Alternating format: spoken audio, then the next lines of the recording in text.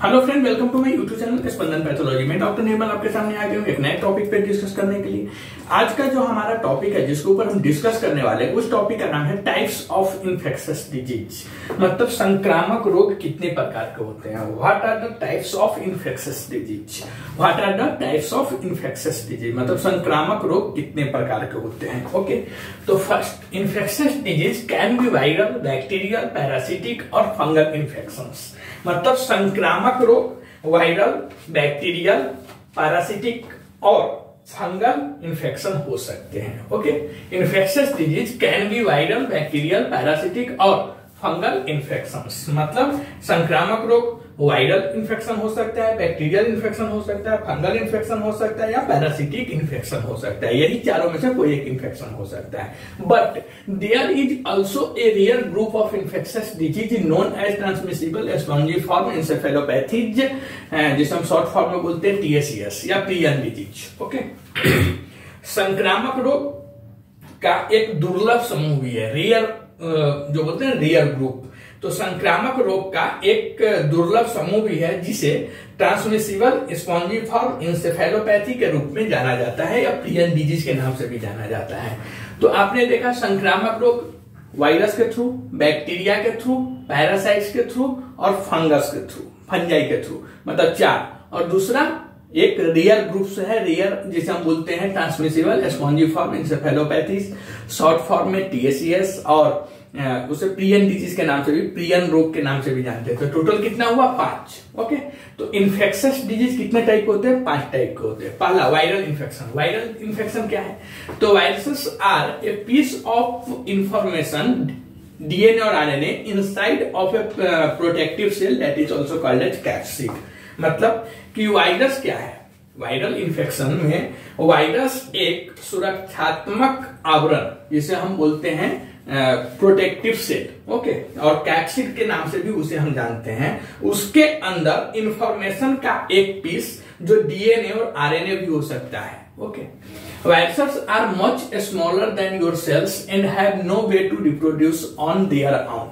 मतलब वायरस आपकी सेल्स से बहुत छोटा होता है।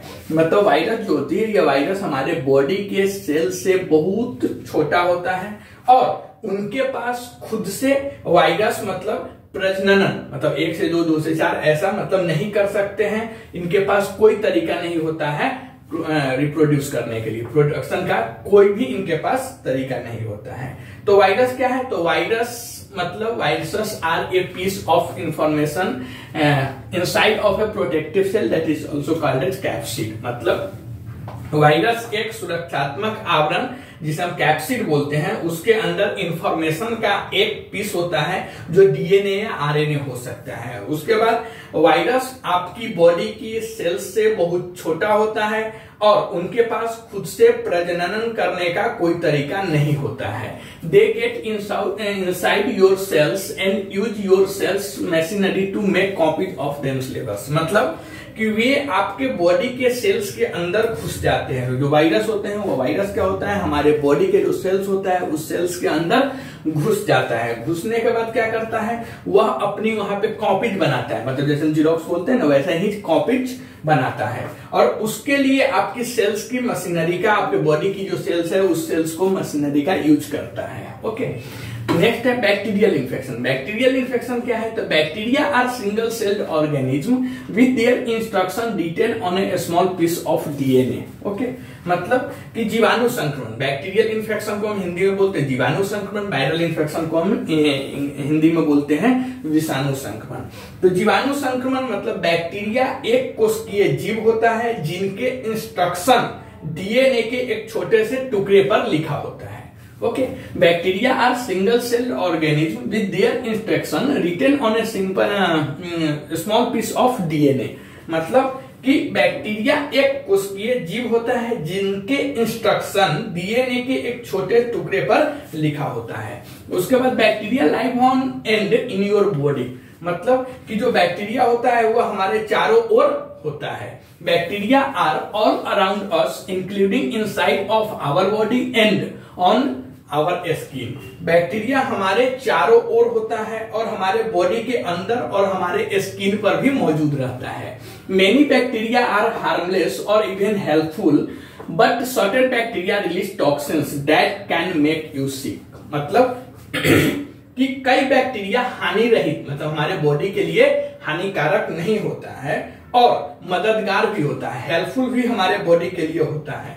बट कुछ bacteria, certain types of bacteria क्या करता है, टॉक्सिन्स रिलीज करता है, मतलब विषाक्त पदार्थ रिलीज करता है और उस टॉक्सिन्स के वजह से आप बीमार पड़ सकते हैं, आपको वह बीमार कर सकता है। Okay, next fungal infection. Fungal infection like bacteria they are many different fungi.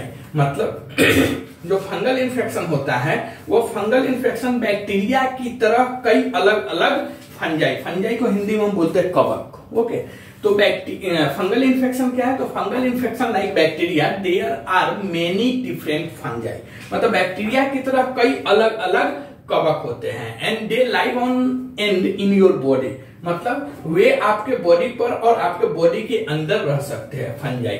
When fungi get overgrown और when harmful fungi get into your body through your mouth, nose और a cut in your skin you can get sick. मतलब कि जब fungi बहुत बढ़ जाता है हमारे बॉडी पर, जब फंजाई हमारे बॉडी में ज्यादा हो जाता है, या जब हार्मफुल फंजाई मतलब जो हानिकारक फंजाई होता है वह हमारे बॉडी के मुंह, नाक या स्किन में कहीं कट गया हुआ है, उसके थ्रू अगर हमारे बॉडी के अंदर चला जाता है तो वह आपको बीमार कर सकता है, उससे हम लोग बीमार हो सकते हैं और इसी ढंग से फंगल इन्फेक्शन हमारे बॉडी में होता है। नेक्स्ट होता है पैरासिटिक इन्फेक्शन। पैरासिटिक इन्फेक्शन क्या है, तो parasites use the bodies of other organism to live and reproduce. मतलब कि परजीवी, पैरासाइट्स को हम हिंदी में परजीवी के नाम से जानते हैं।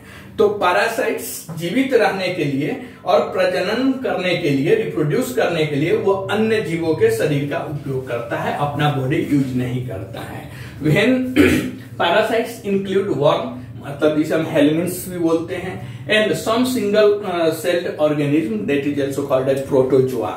मतलब कि परजीवियों में, पैरासाइट्स में कृमि, वर्म को हिंदी में कृमि बोलते हैं और उसे हेलमिन्स के भी नाम से जानते हैं, और कुछ एक कोशिकीय जीव जिसे प्रोटोजोआ बोलते हैं, यह सब शामिल होता है।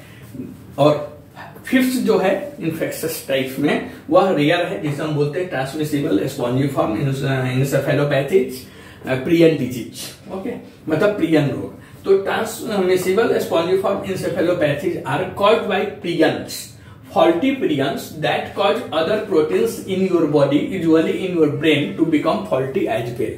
मतलब कि जो ट्रांसमिसिबल स्पॉन्जिफॉर्म इंसेफेलोपैथीज है वह प्रियन के कारण होता है, प्रियन के कारण होता है। और इसमें क्या होता है, फॉल्टी प्रियंस मतलब दोषपूर्ण प्रियन जो हमारे बॉडी में अन्य प्रोटीन, जो हमारे मेनली जो हमारे बॉडी की ब्रेन की जो प्रोटीन है वह ब्रेन के प्रोटीन को भी फॉल्टी प्रोटीन बना देता है।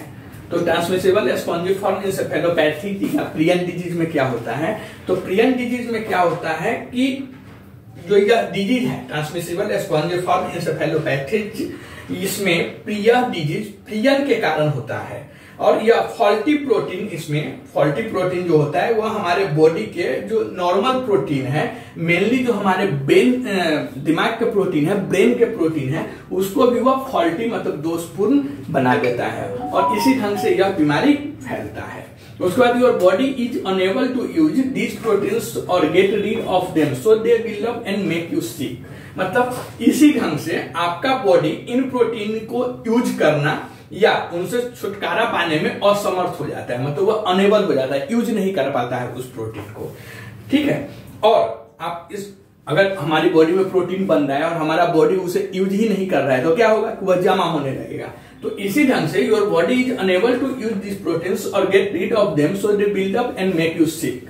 तो इसी ढंग से जब हमारा बॉडी इन प्रोटीन्स का यूज करना या उसको निकाल भी नहीं सकता है, मतलब उसका छुटकारा पाने में असमर्थ होता है, इसीलिए वह प्रोटीन क्या होता है, जमा होते जाता है और इस ढंग से आप बीमार पड़ जाते हैं। Prions are an externally rare cause of infectious disease. मतलब जो प्रियन होता है या प्रियन संक्रामक रोगों का यह एक अत्यंत दुर्लभ कारण है, रियर है, यह बहुत कम केस देखने को मिलता है, 9 के बराबर यह केस होता है। तो total types of infectious disease में 4 टाइप्स को होते हैं, bacterial, viral, fungal and parasitics. 5वां टाइप्स जो है वह रियर है, काफी रियर है, वेरी रियर है, जिसे हम ट्रांसमिसिबल स्पॉन्जिफॉर्म एन्सेफेलोपैथीज के नाम से जानते हैं, प्रियन डिजीज के नाम से जानते हैं।